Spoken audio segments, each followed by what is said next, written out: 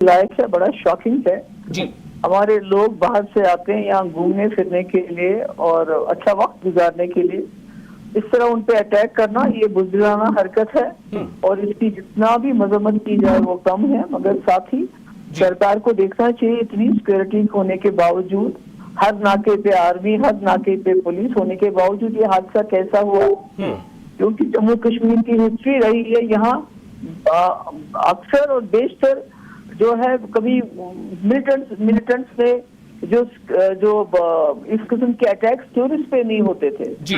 तो आज इस तरह हुआ है और हमें मालूम नहीं कैजुअलिटी एग्जैक्टली कितनी है और जो रिपोर्ट्स आ रहे हैं वो अच्छे नहीं आ रहे हैं। तो सरकार को इसका थॉरो इन्वेस्टिगेशन करना चाहिए ताकि आने वाले वक्त में इस किस्म के हादसे ना हो। जी बिल्कुल।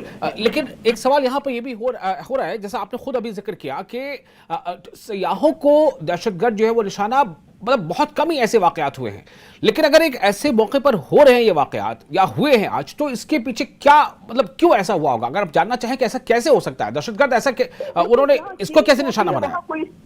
जब कोई किलिंग होती है उसकी कोई सेंस होती है क्या? जी।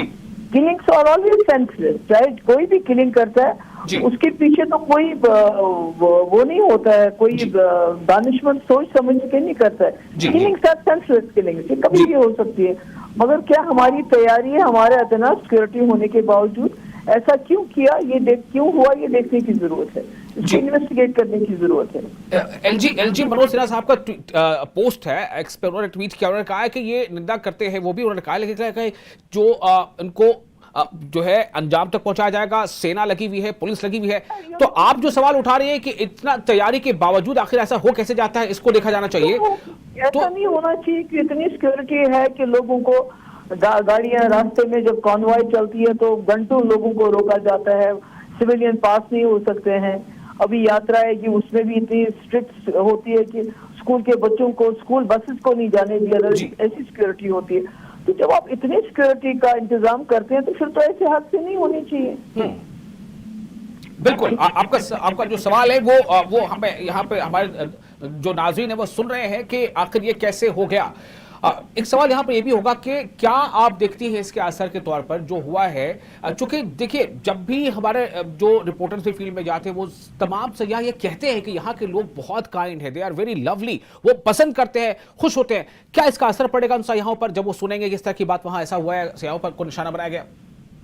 नहीं, मैं तो सयाहों से यही गुजारिश करूंगी कि चंद लोगों की जो उन्होंने बुज़दिलाना हरकत की है उससे उनको दिल बर्दाश्त नहीं होना चाहिए। ये बहुत ही अनफॉर्चुनेट इंसिडेंट है जो आज हुआ, मगर कश्मीर के लोग ऐसे नहीं है, बहुत अच्छे लोग हैं। तो हम उनके साथ हैं, उनको घबराना नहीं चाहिए।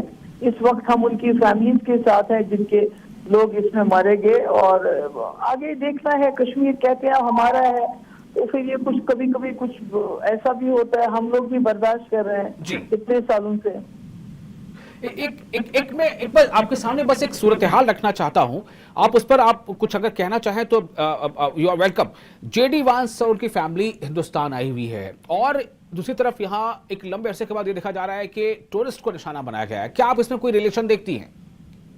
नहीं, आई डोंट नो, मैं कह नहीं सकती, क्योंकि एक बार जब बिल क्लिंटन आया तो चिटी सिंहपोरा में हुआ था, उसके बाद एक फेक एनकाउंटर हुआ था। तो यहाँ बहुत सारे सवाल, उंगलियां बहुत तरफ उठ जाएंगी उस तरह से। अगर हम वो सोचने लगेंगे तो कई तरफ उंगलियां उठना शुरू हो जाएंगी। तो इसके मुझे लगता है उसको ना छेड़ा जाए तो अच्छा है। जी।